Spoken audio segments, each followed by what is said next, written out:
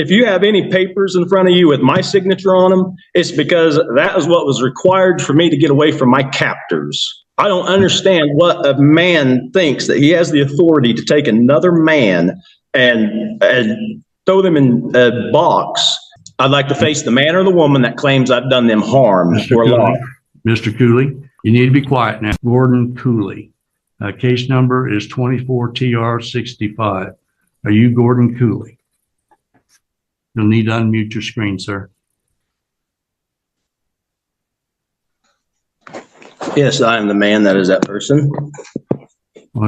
So you're Gordon Cooley? Yep. Very well. State appears by Jill Gillette, County Attorney. Mr. Cooley, there's been an amended complaint filed on, it looks like April 17th. You're charged with driving while suspended as a second offense for on or about March the 25th of 2024 in Elk County, Kansas. If indeed you have a prior conviction where this would be a second offense, that's a Class A misdemeanor. A Class A misdemeanor is punishable up to 1 year in the county jail and a fine not to exceed $2,500. Additionally, with a second offense for driving while suspended, there's a mandatory 5-day minimum sentence. However, a person can be placed on probation from that, but there is mandatory sentence that would have to be imposed. Do you understand what you're charged with? No, I don't quite understand those no, I don't. What's your question in regards to what you're charged with? Well, I think this is a matter of a mistaken identity. My persons was never involved in anything. I'm carrying my property from point A to point B. There's no vested interest of the state to even stop me. I'm exercising my God-given constitutionally protected rights. And I stated that to the man acting as the police officer. I didn't present him with the you are charged, sir. Hold on. You're charged with driving while suspended, a second offense. That would indicate to me that you've had a first offense. No. Have you been in court before on this type of charge? Nope, not on driving while suspended. No, I have not. All right. Well, that is what you're charged with. You don't have to agree with it. You can certainly, that is an issue at trial if you feel you have a defense. As with the others that I've explained, you have certain rights. You are charged with a misdemeanor, so you are entitled to be represented by a counsel. And if you wish to apply for court-appointed counsel, if you meet the financial guidelines, I would appoint one to represent you. You also have the right to represent yourself. You also have the right to have counsel of your own choosing at your own expense. So at this time, if you wish to have a trial, if you wish to speak with an attorney counsel, would he qualify under any programs you have since you charge this as a second offense? No. All right. So apparently diversion wouldn't be an option for you. So if you're wishing to have a trial or to speak with an attorney, your plea at this time should be not guilty. If you wish to plead guilty, then we'd proceed to sentencing. But based upon what you're telling me, those would be issues that could be addressed at trial. So at this time, how do you wish to plead? I don't plan to plea. I guess I'll answer in a formative that demurs is not acquiesced to quasi-jurisdiction. If you're not going to enter a formal plea. The defendant repeatedly insists that there must be a harmed individual for the case to proceed, which reflects a common misunderstanding of criminal law. In reality, offenses like driving while suspended are considered violations against the state, not against a specific. The law treats such conduct as harmful to public safety and order, meaning the prosecution does not require a direct victim. This disconnect shows the defendant is relying on pseudo-legal reasoning rather than established legal principles, which weakens his position and prevents meaningful engagement with the actual charge. You're standing mute, and I will enter a plea of not guilty on your behalf. Okay, I exercise my right to trial by jury then. I'd like to face the man or the woman that claims I've done them harm or loss. Mr. Cooley, If you wish to have a trial by I'm jury, Gordy. I'm not Mr. Cooley. I'm Gordy. I'm a man. I'm not a person. all right. I- Mr. Cooley. Can I ask you a Mr. question, Cooley. sir? You need to be quiet for a moment. I'm going to explain what the situation is.